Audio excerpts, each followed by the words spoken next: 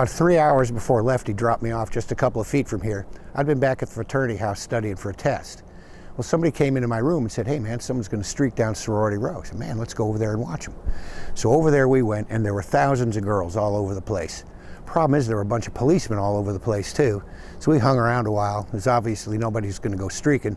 So we went back to the Fraternity House. Well, I got done studying a few hours later. We all came back over to Sorority Row to see if things were the same. Well, all the chicks were still out there, but there was no cops anywhere around. Well, we waited and waited, nobody would streak. I said, "Man, I'll do it." So we went back to the Fraternity House. I swear to God, somebody had a ski mask in Oxford, Mississippi. No telling where they got that from.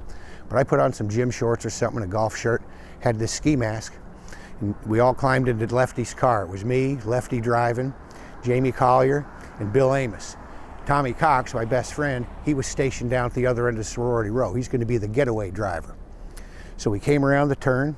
I hopped out, put on this ski mask, and I go, "Streaker, streaker." I go hauling ass down the street. All I remember was flash cubes going off everywhere, people cheering, people going crazy. What I didn't find out till years later is the cops had come out of the bushes and they were chasing me down the street with loaded guns. Well, anyway, Tommy was down where he was supposed to be. I hopped in his car.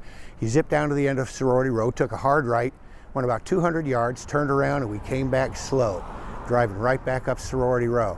By this time, police cars were going the other way, but they didn't recognize Tommy's car, and we flat out got away. Well, we cruised back over to the ATO house, and when we got there, there's a bunch of guys standing out in the front lawn with nothing on but their underwear. John Cranfield comes up. He says, "Sambo, they got Lefty." Well, we knew we were going to be in trouble then. That idiot Tranberg had gone back to the scene of the crime and got caught. We figured he'd turn on us. So Tommy and I didn't know what else to do. We go to the Fraternity House, popped a couple of beers, waited for the cops to get there.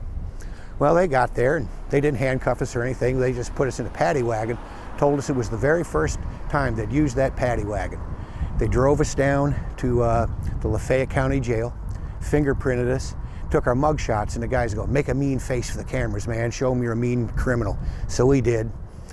You know, and they gave us one phone call. Unbelievably, Cox calls his mother. Can you believe that?